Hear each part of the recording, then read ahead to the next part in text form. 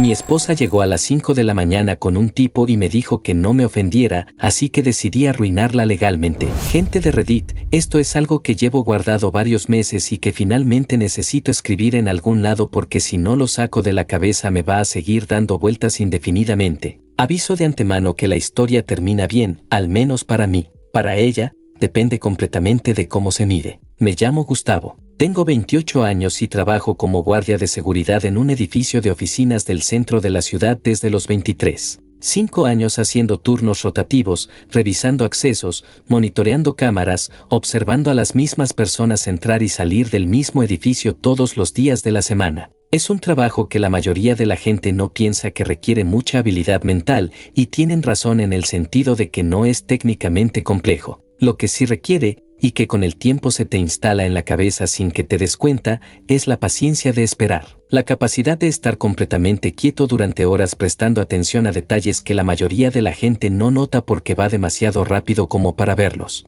Y la habilidad de identificar cuando algo está fuera de lugar antes de que se convierta en un problema visible para los demás. Valentina y yo llevábamos 4 años casados cuando ocurrió lo que cuento. Nos conocimos cuando los dos teníamos 23, salimos durante un año con la normalidad de los primeros años de relación, y nos casamos sin demasiado drama porque los dos queríamos lo mismo en ese momento y la decisión fue simple. Trabajaba como asistente de producción en una empresa mediana de publicidad, tenía un grupo de compañeros con quienes salía frecuentemente después del horario laboral, y durante los primeros 3 años de matrimonio eso era algo que funcionaba dentro de los límites razonables de lo que uno espera en una relación donde los dos tienen vida social propia. El 4.º año fue donde las cosas empezaron a cambiar de una manera que yo fui registrando sin nombrar, que es la manera en que registro las cosas en el trabajo cuando algo empieza a estar fuera de lugar pero todavía no tenés suficiente información para actuar. Los horarios de llegada se fueron corriendo, no de golpe sino de a poco,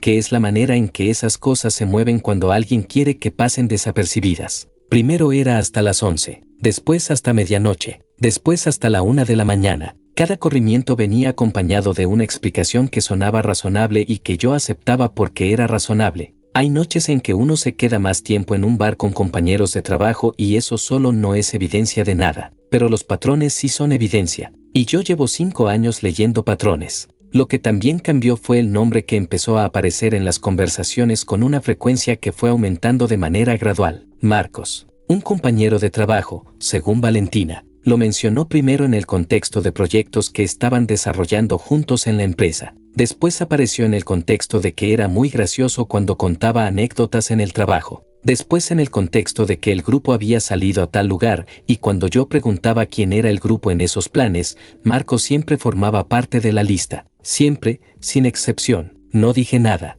No hice preguntas que sonaran como acusaciones porque todavía no tenía nada concreto y en el trabajo aprendo a no activar una alarma hasta que el sistema me da información suficiente. Antes de ese punto, solo observás y registrás. El viernes de la semana que cambió todo, Valentina me dijo que iba a salir con compañeros de trabajo a celebrar el cierre de un proyecto importante que habían estado desarrollando durante meses. Le dije que bien, que lo disfrutara, que me avisara si llegaba tarde. Me quedé en casa, cené, vi algo en la televisión y alrededor de las 11 de la noche me fui a la cama. Me despertó el ruido de la puerta principal del departamento a las 5 de la mañana. No me levanté de inmediato. Me quedé completamente quieto escuchando, que es lo que uno hace cuando lleva años siendo guardia de seguridad y el sonido de algo fuera del patrón normal te activa antes de que termines de procesar qué fue. Escuché voces. 2 voces. Una era la de Valentina. La otra era masculina, con un tono que no era el de la televisión ni de ningún audio que ella hubiera podido poner.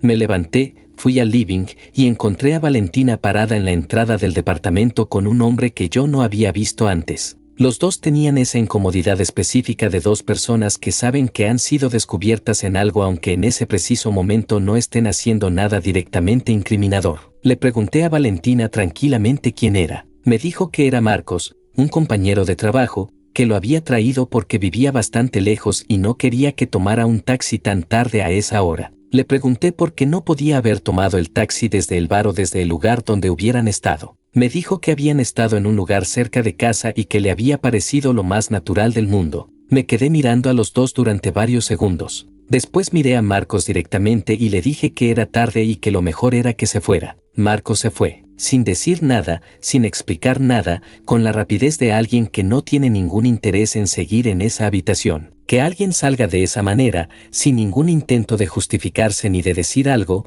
me dijo bastante sobre lo que estaba pasando. Valentina cerró la puerta y se giró hacia mí, y lo que vino a continuación fue la cosa que más me informó de todo lo que ocurrió esa noche. No te pongas así, dijo, con un tono que no era de explicación sino de corrección, como cuando alguien le habla a una persona que está actuando de manera irrazonable. Es solo un compañero de trabajo. Si te ofende que lo haya traído a casa a las 5 de la mañana, eres un inseguro que necesita trabajar en su autoestima. Me quedé completamente quieto. 5 años de guardia de seguridad te enseñan, entre otras cosas, que la respuesta más poderosa que uno puede dar en ciertos momentos es ninguna respuesta. Que cuando alguien te dice algo que está diseñado para provocarte, para hacerte reaccionar de una manera que le dé a esa persona el control de la conversación y de lo que sigue, la mejor manera de quitarle ese control es no reaccionar de la manera que espera. Valentina esperaba que yo explotara. Esperaba una pelea, un reclamo a gritos, algo que ella pudiera usar para convertirse en la parte razonable de la situación. No le di ninguna de esas cosas. Le dije que estaba cansado, que me iba a dormir. Y eso fue lo único que dije en todo ese momento. Me fui al dormitorio, me acosté, y estuve un buen rato con los ojos abiertos mirando el techo.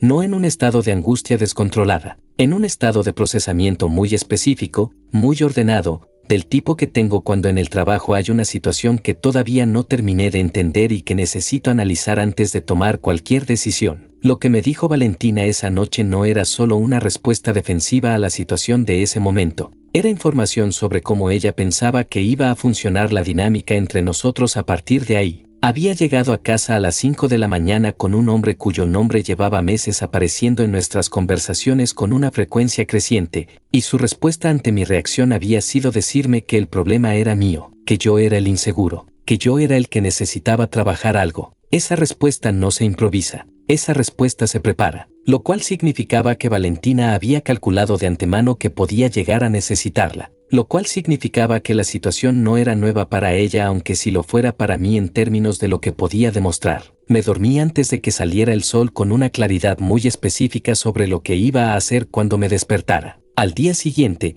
que era sábado, Valentina durmió hasta el mediodía sin que nadie la molestara. Yo me levanté temprano, hice café, y me senté en la mesa del living con la cabeza funcionando de la misma manera en que funciona cuando entro a un turno de trabajo y necesito entender el estado del edificio antes de que pase cualquier cosa. Lo primero que necesitaba era información, no suposiciones, no intuiciones, sino hechos verificables y documentables. En el trabajo no cerrás un acceso ni reportas una irregularidad basándote en lo que te parece o en lo que sentís. Te basás en lo que podés documentar. Esa disciplina me había servido durante 5 años y me iba a servir aquí también. Lo que ya sabía en ese momento, un patrón de llegadas cada vez más tardías durante los últimos meses. Un hombre masculino que aparecía en conversaciones con frecuencia creciente y consistente. Una llegada a las 5 de la mañana con ese hombre específico. Y una respuesta ante mi reacción que no era la respuesta de alguien que no tiene nada que esconder, sino la de alguien que tiene una narrativa preparada para cuando las cosas salgan a la luz. Lo que necesitaba conseguir era algo más concreto, algo que no fuera solo mi percepción sino datos verificables. Durante los días siguientes, mientras Valentina continuaba con su rutina aparentemente normal, yo presté atención a los patrones de comportamiento que eran directamente observables sin necesidad de invadir ninguna privacidad. Las noches en que avisaba con anticipación que llegaría tarde. Las mañanas en que tenía el teléfono consistentemente boca abajo sobre la mesa o el sillón. Los momentos en que salía al balcón para hablar y bajaba la voz de una manera que no bajaba cuando hablaba con su familia o con amigas que yo conocía. El miércoles de esa semana, Valentina me dijo que tenía que quedarse trabajando hasta tarde por un proyecto urgente, que probablemente llegaba pasada la medianoche y que no me esperara despierto. Ok, le dije, que me avisara cuando saliera de la oficina. No me avisó. A la 1 de la mañana le mandé un mensaje preguntando cómo iba todo. Respondió 20 minutos después, que es el tiempo que tarda alguien en recordar que tiene un mensaje sin leer cuando está en otro contexto, diciéndome que todavía estaban terminando y que en un rato llegaba. Llegó a las 2:30. Sola esa vez, pero con esa energía específica de alguien que viene de estar en un lugar diferente al que dijo que estaba. No la energía del cansancio de trabajar hasta tarde. La energía de alguien que terminó algo y está procesando el cambio de contexto. No le pregunté nada esa noche. Le dije que qué bueno que había terminado, que se veía cansada, y me fui a dormir. El punto no era confrontarla en cada momento. El punto era construir el cuadro completo antes de actuar. El jueves siguiente hablé con un amigo que trabaja en recursos humanos de una empresa de tamaño mediano. Le pregunté, sin darle contexto específico personal, cómo funcionaban las políticas de relaciones entre empleados en empresas del sector de publicidad y comunicaciones, y específicamente qué tipo de situaciones solían declararse obligatoriamente versus las que quedaban en un área gris. Era información de contexto que necesitaba para entender el terreno. Lo que aprendí en esa conversación me resultó más útil de lo que esperaba. Las empresas de ese sector generalmente tenían políticas muy claras sobre relaciones entre personas en distintos niveles de la jerarquía, principalmente por razones de posibles conflictos de interés en evaluaciones de desempeño y decisiones de promoción. Una relación no declarada entre un supervisor y alguien de su equipo directo era el tipo de situación que los departamentos de recursos humanos tomaban en serio, no necesariamente para sancionar a las personas sino para gestionar el riesgo institucional. Eso me dijo algo importante. El viernes de esa semana le pedí a Valentina que me pasara el número de teléfono de su empresa porque necesitaba enviarles algo por correo en relación a un proyecto que le había escuchado mencionar. Me lo dio sin pensarlo demasiado porque no tenía ninguna razón visible para no hacerlo. Con ese número conseguí el directorio general de la empresa, que en muchas organizaciones de ese tamaño es información accesible desde el sitio web o desde el número central. No fue necesario hacer nada que no fuera buscar información que estaba disponible. Lo que encontré en ese directorio fue algo que no esperaba encontrar con esa claridad, o al menos no con esa velocidad. Marcos no era simplemente un compañero de trabajo del mismo departamento que Valentina. Marcos era el supervisor directo de Valentina en la empresa. Era la persona responsable de aprobar sus proyectos, de evaluar su desempeño, de decidir sobre sus responsabilidades y eventualmente sobre su continuidad y su avance en el puesto. Llevaba el título de jefe de producción del área donde Valentina trabajaba como asistente. Eso cambiaba completamente la ecuación de lo que estaba pasando, no solo por lo que significaba en términos de la relación personal entre ellos y lo que eso decía sobre las decisiones que Valentina había tomado de manera consciente, sino porque una relación no declarada entre un supervisor y alguien de su equipo directo, en el contexto de cualquier empresa que tuviera políticas mínimas de gestión de conflictos de interés, era exactamente el tipo de situación que esas políticas existían para manejar. Evaluaciones de desempeño sesgadas, decisiones de asignación de proyectos que podían favorecer a alguien, posibles acusaciones de preferencia laboral que la empresa quedaría expuesta a manejar si la situación salía a la luz de una manera que la empresa no controlara. Eso me dijo que yo tenía más de un ángulo disponible, y que usarlos o no dependería de cómo se desarrollaran las cosas. Lo guardé todo y seguí con el siguiente paso. Me tomé varios días para ordenar todo lo que tenía. No quería actuar rápido porque actuar rápido es lo que hace la gente que reacciona desde la emoción y no desde el plan. Yo tenía un plan y el plan requería que cada paso estuviera en el lugar correcto antes de ejecutar el siguiente. Aprender a esperar fue quizás lo más valioso que me dejaron los años de trabajo y en esa semana y media lo apliqué más que en cualquier turno. Durante esos días, la rutina en casa siguió completamente normal desde afuera. Valentina llegaba a horarios variables dependiendo del día, me contaba cosas del trabajo con la misma naturalidad de siempre, cenábamos juntos la mayoría de las noches, teníamos conversaciones que sonaban exactamente como las conversaciones que habíamos tenido durante 4 años de matrimonio. Yo la escuchaba con la misma atención de siempre, respondía a lo que decía, hacía preguntas sobre lo que mencionaba. Nada en mi comportamiento externo daba ninguna señal de lo que estaba pasando internamente. Por dentro estaba construyendo cada pieza del cuadro con la paciencia de alguien que sabe que el momento de actuar todavía no llegó, que cuando llegue, lo va a saber, y que hasta entonces, la mejor posición es exactamente la de siempre. El paso siguiente fue hablar con un abogado real, no el amigo de alguien. Fui en persona a un estudio y pagué la consulta. Le expliqué la situación en términos generales, le pregunté lo que correspondía preguntar sobre el proceso de divorcio en nuestra situación específica, el departamento que teníamos alquilado a mi nombre, los bienes compartidos que eran pocos pero existían, los tiempos esperados del proceso, las opciones disponibles. La conversación duró 1 hora. Lo más importante que aprendí fue que el proceso en nuestra situación particular era relativamente directo porque no había hijos, la propiedad compartida era mínima, y el contrato de alquiler estaba a mi nombre desde antes del matrimonio, que si la otra parte cooperaba, el proceso podía ser bastante limpio. También aprendí que si la otra parte no cooperaba, había herramientas disponibles. La semana siguiente, cuando Valentina dijo que el sábado a la noche tenía un evento de la empresa, le dije que perfecto, que yo tenía planes también. Salí con 2 amigos de confianza, comimos bien, tomamos algo, y en algún punto de la noche les conté la situación en términos generales. No los detalles de lo que estaba planeando, sino lo que había descubierto y lo que había decidido. Los 2 me escucharon sin interrumpirme. Uno me preguntó qué iba a hacer. Le dije que ya lo sabía. Ninguno de los 2 intentó convencerme de nada en ninguna dirección, que era exactamente lo que necesitaba de ellos. El domingo Valentina llegó al mediodía. Almorzamos juntos. Durante el almuerzo me contó sobre el evento de la noche anterior, sobre proyectos que venían en la empresa, sobre cosas del trabajo. En algún momento mencionó que Marcos había dicho tal cosa en el contexto de un proyecto. No dije nada. Seguí comiendo. Esa tarde, mientras Valentina estaba en la habitación, redacté un correo. El correo estaba dirigido al Departamento de Recursos Humanos de la empresa donde ella trabajaba. Describía de manera factual, sin dramatismo y sin ningún juicio de valor, la situación que yo había observado, que había razones para creer que existía una relación personal no declarada entre un supervisor y una miembro de su equipo directo, que esa situación podría estar generando un conflicto de interés en las evaluaciones de desempeño, que simplemente consultaba si la empresa tenía políticas al respecto que correspondiera que fueran aplicadas. No acusé de nada que no fuera verificable, no exageré, no usé lenguaje emocional, solo planteé los hechos de la manera más neutral posible y pregunté si había políticas relevantes. No envié ese correo ese día, lo guardé como borrador y lo dejé ahí, disponible,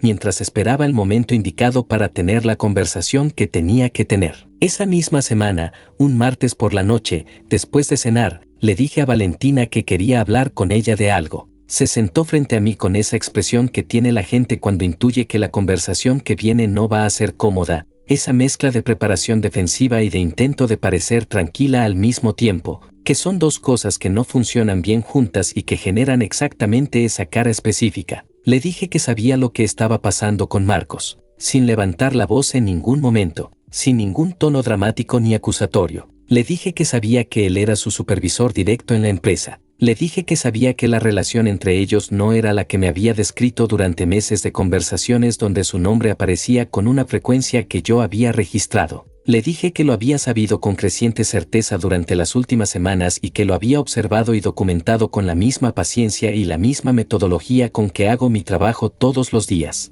Valentina intentó primero la negación directa y frontal, que no había nada entre ellos, que yo estaba malinterpretando situaciones completamente normales, que Marcos era solo un compañero de trabajo y nada más, que yo tenía una tendencia a ver problemas donde no los había. Le dije con calma que no me parecía necesario discutir los hechos uno por uno porque yo no estaba preguntándole si era verdad. Le estaba diciéndole que yo ya sabía que era verdad y que lo que iba a pasar a continuación no dependía de si ella lo admitía o no en ese momento. Valentina cambió de estrategia, lo cual era absolutamente predecible dado el patrón que había mostrado esa madrugada de las 5. Me dijo que si yo pensaba esas cosas de ella significaba que nunca había confiado en ella de verdad, que la relación tenía un problema de base y que ese problema era mío, que ella no podía cargar con mi inseguridad, que si yo no podía confiar en ella no era un problema de lo que ella hubiera hecho sino de cómo yo percibía las cosas. Le señalé con calma que lo que acababa de decir me resultaba conocido, que había usado palabras muy similares la noche que llegó a casa a las 5 de la mañana con Marcos parado en la entrada,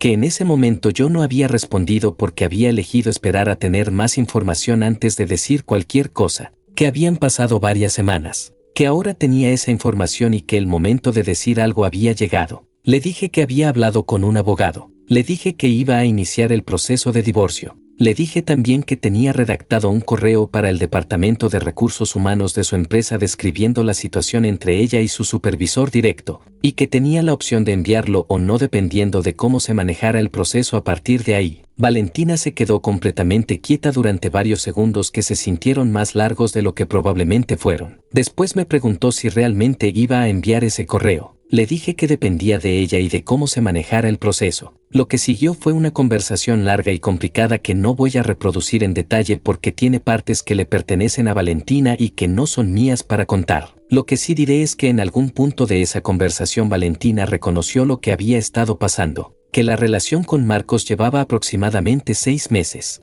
que no había sido algo planeado desde el principio, según ella, que lo lamentaba. No le dije que la perdonaba, no le dije que no la perdonaba, le dije que lo que sentía no cambiaba lo que yo había decidido, que el proceso de divorcio iba a seguir adelante independientemente de cualquier otra cosa. Me preguntó una vez más si iba a enviar el correo. Le dije que si el proceso era limpio y directo, no tenía razón para hacerlo, que si había complicaciones, la situación era diferente. Si alguien tiene alguna opinión sobre cómo manejé esto, o sobre si la amenaza del correo fue excesiva, lo leo en los comentarios. Entiendo que hay personas que van a pensar que me fui de la raya en ese punto. Primera actualización. 6 semanas desde la conversación. El proceso de divorcio está en marcha. Mi abogado dice que va bien y que los tiempos son los normales para este tipo de casos sin complicaciones mayores. Valentina tiene su propio abogado. Las comunicaciones van exclusivamente por los canales legales correspondientes, que es exactamente como prefiero que sea,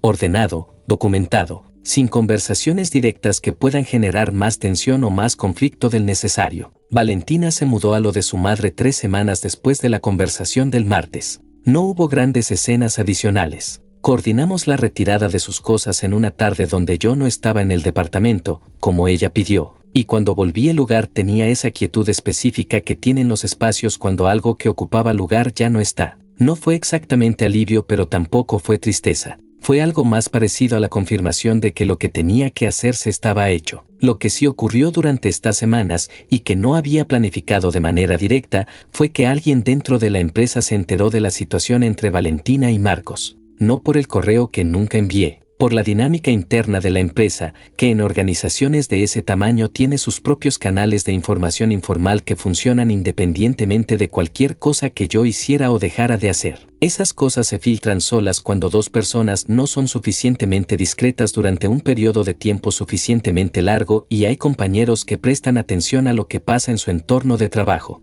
Marcos fue movido a otro equipo dentro de la empresa como medida de gestión de la situación. Valentina quedó sin su supervisor directo y con una evaluación de desempeño que estaba pendiente y que, según llegó a mis oídos de manera completamente indirecta, no resultó de la manera que ella esperaba dado el contexto en que se realizó. No siento satisfacción activa con eso. Lo registro como dato de contexto, lo ubico en el lugar que corresponde en el cuadro general, y sigo. Segunda actualización. 3 meses desde que empezó todo. El departamento es mío en términos del contrato de alquiler porque estaba registrado a mi nombre desde antes de que nos mudáramos juntos, lo cual simplificó considerablemente esa parte del proceso legal. No había una propiedad comprada ni una hipoteca compartida que dividir. Los ahorros eran mínimos y relativamente claros en cuanto a quién correspondían, lo cual en conjunto fue una ventaja que en su momento no había calculado como tal, pero que resultó ser determinante para que el proceso fuera tan directo como fue. En el trabajo las cosas siguieron exactamente igual que siempre. El edificio,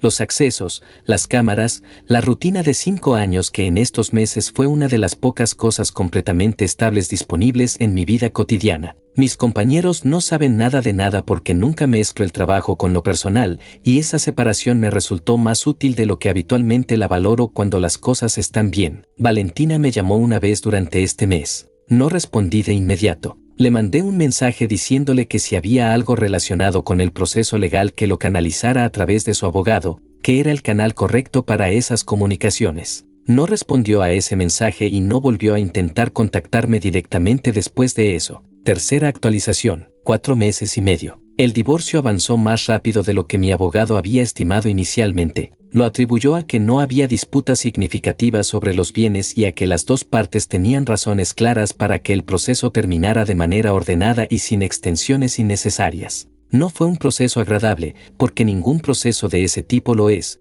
pero fue un proceso limpio, que es lo máximo que uno puede pedir cuando algo tiene que terminar. Valentina dejó la empresa donde trabajaba aproximadamente un mes después de que Marcos fue movido a otro equipo como medida de gestión interna. Me enteré de esto de manera completamente indirecta, a través de un conocido en común que lo mencionó en el contexto de otra conversación sin saber que ese dato me era relevante. No sé si la salida fue voluntaria o el resultado directo de cómo se había manejado la situación internamente. Tampoco lo busqué activamente porque en este punto ya no era información que necesitara para nada. Lo que sí sé es que estaba buscando reorientarse laboralmente, probablemente en un sector diferente donde pudiera empezar sin el peso de lo que había ocurrido. Las consecuencias que tuvo no las causé yo de manera directa. Fueron el resultado natural de las decisiones que ella tomó, de cómo las tomó y del contexto donde esas decisiones ocurrieron. Cuarta actualización. 6 meses. El divorcio quedó finalizado. Firmé los papeles un martes por la mañana en el estudio del abogado,